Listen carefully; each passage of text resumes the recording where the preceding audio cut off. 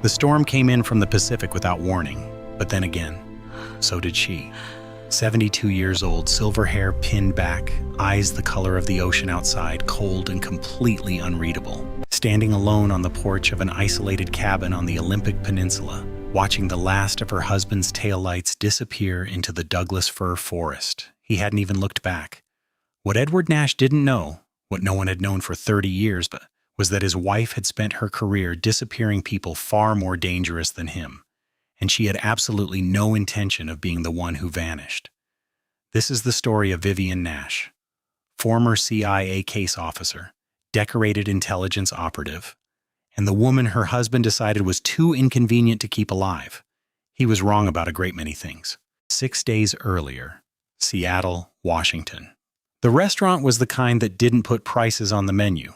Edward had chosen it, which meant he was either celebrating something or softening something.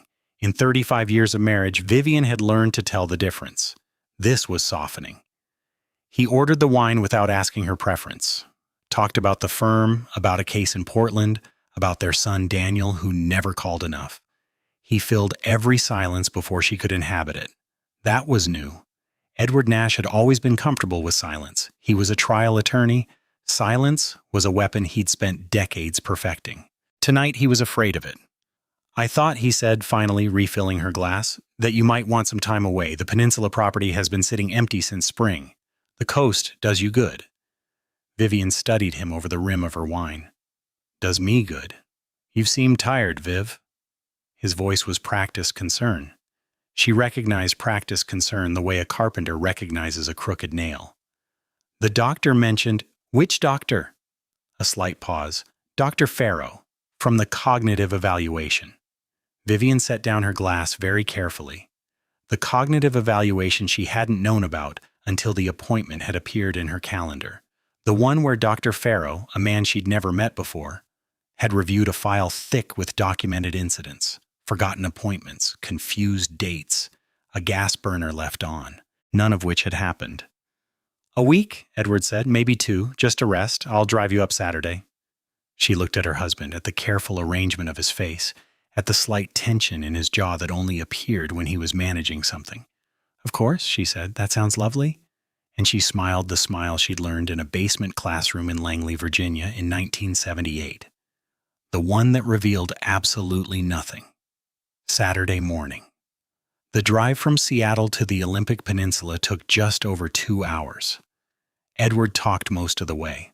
About the cabin's new generator, about the groceries he'd stocked, about the neighbor 6 miles down the road who had a satellite phone in case of emergencies. He was very specific about the satellite phone, its location, its existence, the kind of specific that meant there is no satellite phone.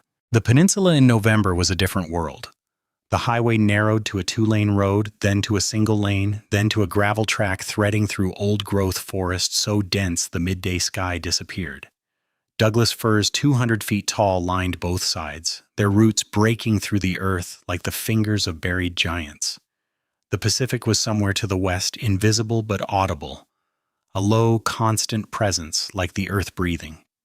The cabin sat on a bluff above a rocky cove, built in the 1940s. Weathered cedar shingles, deep porch, windows facing the water. It had been in Vivian's family, not Edward's. Her mother had left it to her. He'd always hated that. He helped her with her bags, showed her the generator, the stocked kitchen, the firewood on the porch.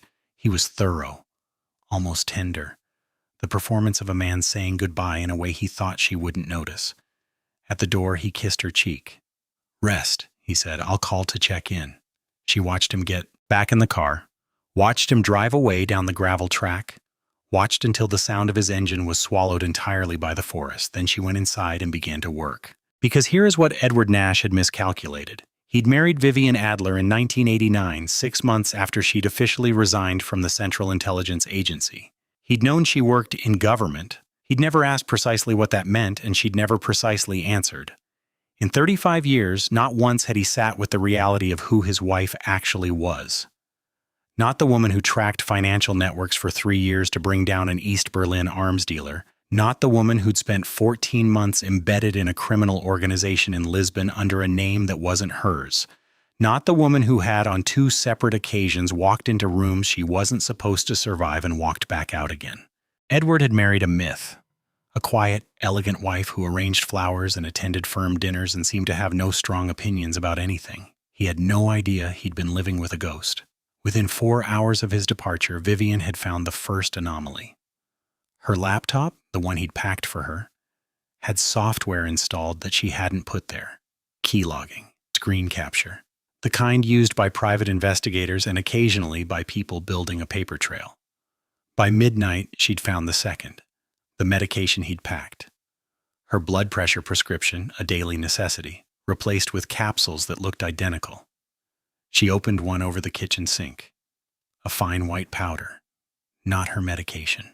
She sat for a long moment at the kitchen table, the window showing nothing but darkness and rain. 35 years. She turned the thought over like a stone, looking at what lived underneath. She'd known, hadn't she? Not this specifically, not the cabin and the medication and the fabricated cognitive decline. But she'd known for years that the marriage had become a performance, that Edward had stopped seeing her somewhere around the time she turned 60, that she had become, in the architecture of his life, a structural element. Useful, necessary to maintain, but not something he looked at anymore. She hadn't let herself complete the thought. Now, alone on the Olympic Peninsula coast in November, with falsified pills dissolving in her sink, she completed it. She had married the wrong man. She had known it. In some quiet and heavily guarded room inside herself, for a very long time.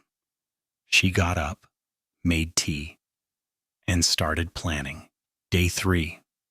The way Pacific storms always arrived on the peninsula. Suddenly, completely, without negotiation.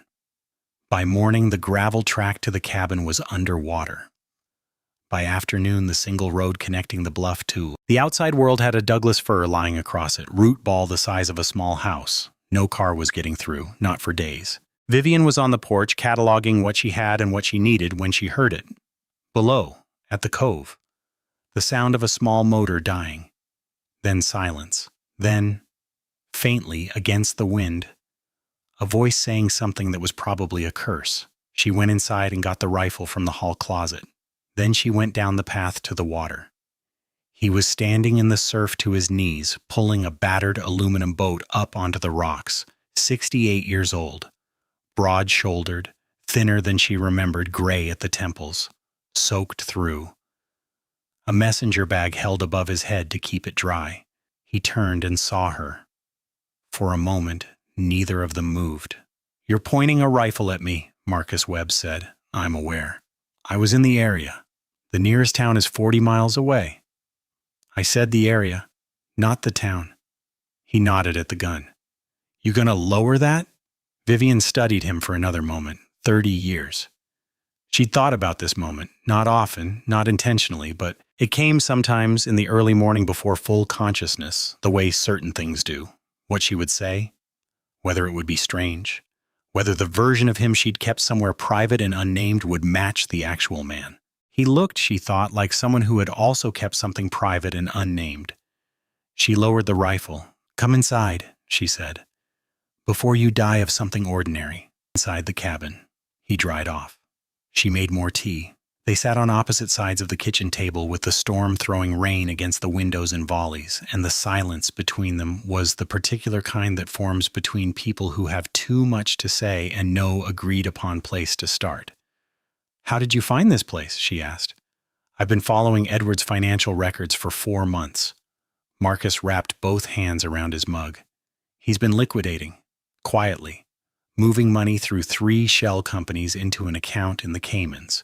Joint account with a Tara Ellison, 38, real estate agent, Portland." He paused. "The cabin came up in the property records, and your name wasn't anywhere near the transfer documentation." Vivian absorbed this. "How long have you been with the Bureau?" 18 years. Before that." He smiled slightly. "You know, before that." She did. They'd worked together for 3 years in the early 90s, Berlin mostly. The tail end of a world reorganizing itself after the wall came down, everyone repositioning, old networks scrambling for new relevance. They'd been partners in the field, which meant they'd saved each other's lives on 2 occasions and pretended, very professionally, that the other thing between them was simply proximity and adrenaline, and the particular intimacy of shared danger. They'd both been very professional about it. "The medication," she said. His expression shifted. "We had it analyzed. Midazolam derivative, sedative. Extended use causes confusion, memory impairment, falls." He said it flatly, the way field officers learn to say terrible things. "Long enough, consistently enough. It looks like natural decline." "How long was the plan? Was the based on the financial activity?" "He started moving money 14 months ago." Marcus looked at her steadily. Tara Ellison has a background in elder care. She knew exactly what she was doing. 14 months. Vivian turned the number over. 14 months ago, she'd thought she was simply getting older, that the occasional fog was age, that Edward's increasing concern was love. She felt something move through her that wasn't quite grief and wasn't quite rage, something colder than both. "The road's out," she said. "I know. I tried it before the boat." He looked toward the window. "We're here until the storm passes, 2 days, maybe 3. The wind pressed against the cabin walls like something living. Rain on the roof, rain on the windows, rain on the water below. 2 days, maybe 3. In a cabin on a cliff above the Pacific. 30 years after the last time they'd been in a room together without a mission objective between them. Vivian stood up and went to the window. "There are spare clothes in the back bedroom. They were my father's. They'll be too big." "That's fine." "And Marcus." She didn't turn around. "Whatever you came here to do, protect me, extract me, gather evidence, I need you to understand something first." "What's that?" "I'm not a victim in this story." Her voice was quiet, but with an edge under it, like a blade kept sheathed but present. "I never have been. Whatever happens next, I make the choices." A long pause behind her. "I know," he said. "I always knew that about you." She turned and looked at him then, and something passed between them that had no name and needed none. Day 4. They worked. Vivian had spent 3 days before his arrival doing what she'd been trained to do. The cabin had no working landline, no cell service, and a generator that ran 4 hours a day. She'd used those hours carefully, documented everything she'd found, photographed the medication, created a chain of evidence that would hold up to scrutiny. Marcus had the financial records in his bag. Together, they built the case the way they'd once built operations, methodically, without wasted motion, fitting pieces into a structure that would not collapse under pressure. It was, Vivian thought, deeply familiar. Not comfortable exactly. Charged, like working next to a downed power line. Manageable, functional, but requiring constant awareness of its presence. "You remember the Steiner operation," she said at one point, not looking up from the documents spread across the table. "I remember everything about Berlin." She kept her eyes on the page. "We were good together. We were exceptional together." A pause.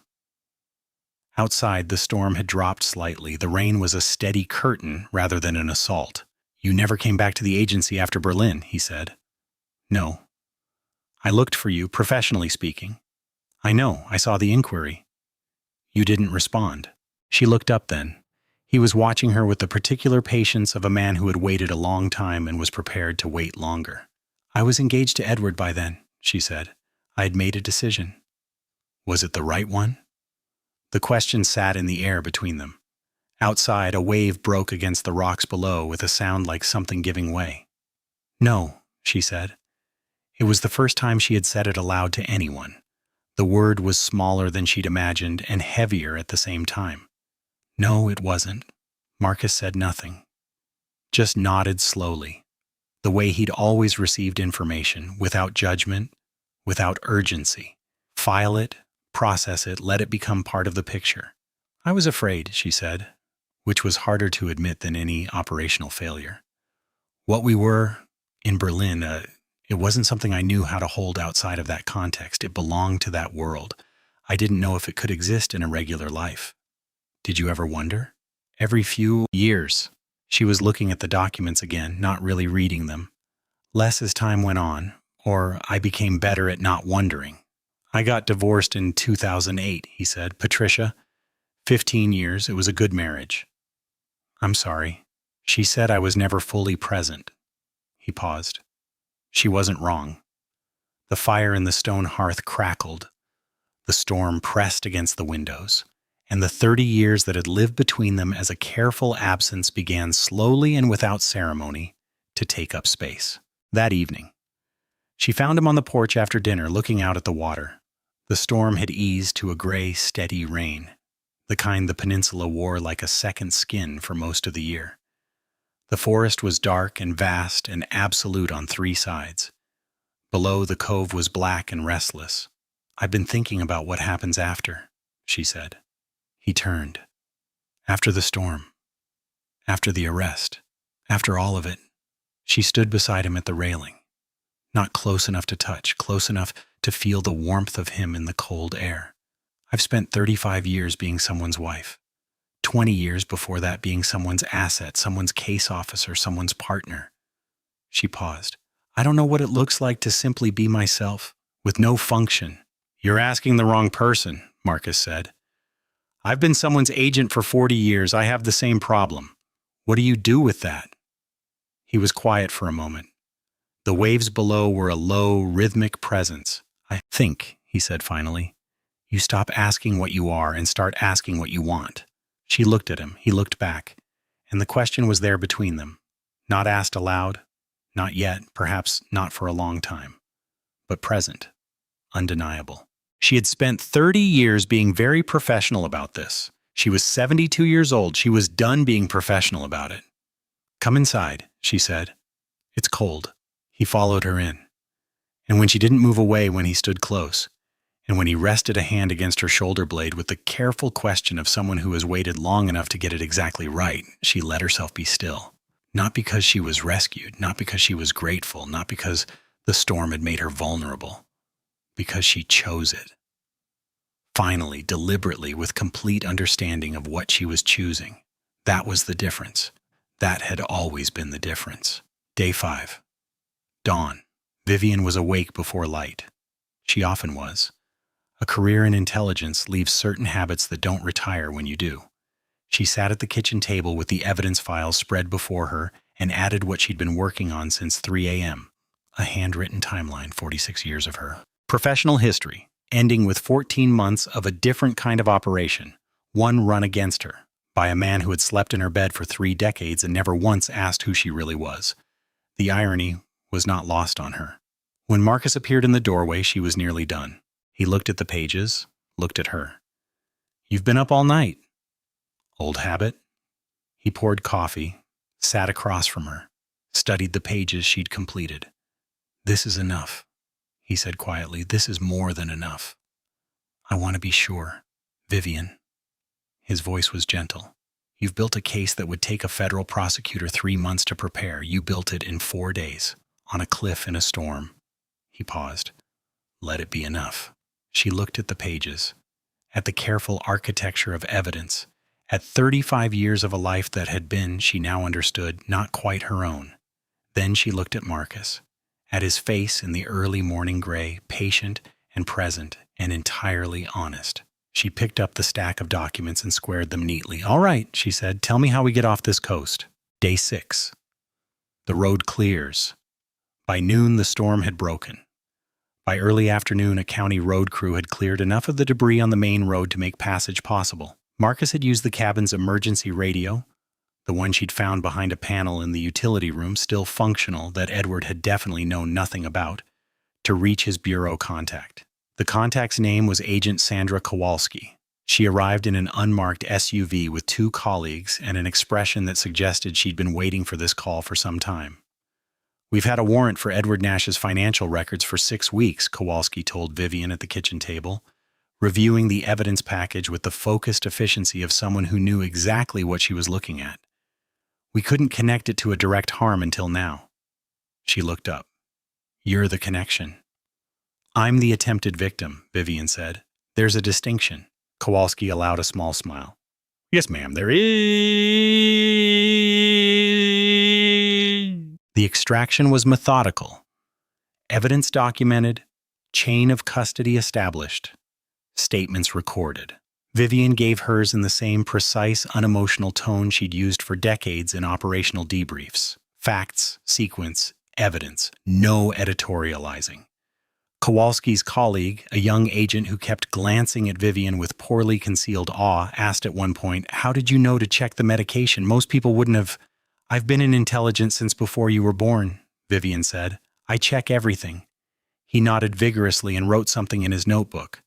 Marcus caught her eye across the room. The look between them contained an entire conversation and completed it in under 2 seconds. 30 years of practice? Years. 3 weeks later, Seattle. The arrest had been quiet, as federal arrests often are. Edward Nash had been taken from the offices of his firm on a Tuesday morning, which was, Vivian had noted, the morning he typically had breakfast with Tara Ellison. She hadn't planned that, but she hadn't been sorry about it. Tara Ellison was arrested at Portland International Airport. A one-way ticket to Zurich in her bag. The Cayman account frozen 48 hours earlier. The charges were read in a federal courtroom in Seattle. Attempted murder, fraud, financial crimes, conspiracy. The list was long, and each item on it had Vivian's name attached. She sat in the gallery and listened. Not with triumph. Triumph was for people who'd been surprised by the outcome. She'd known, from the moment she'd stood in the surf watching Marcus pull his boat ashore, exactly how this would end. What surprised her was how little she felt about Edward's face as the charges were read. She'd expected grief, or rage, or the particular devastation of 35 years dismantled in a federal courtroom. Instead, she felt something closer to the emotion you feel at the end of a long journey. Not happiness, exactly. Completion. He looked at her once from the defendant's table. She held his gaze without expression, the way she'd been trained. His eyes dropped first.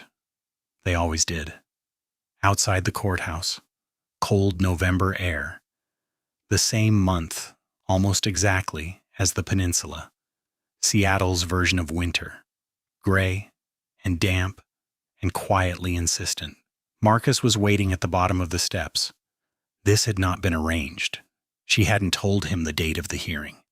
She had not, in fact, contacted him in the 3 weeks since Kowalski's team had driven them both back to Seattle in separate vehicles, separate debriefs, separate, careful, professional restorations of appropriate distance. 3 weeks ago.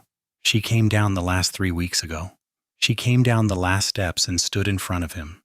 In heels, she was nearly his height. She'd worn heels deliberately. She wasn't entirely sure why. Something about meeting this moment fully upright. "I've been thinking," she said. "About?" "Berlin?"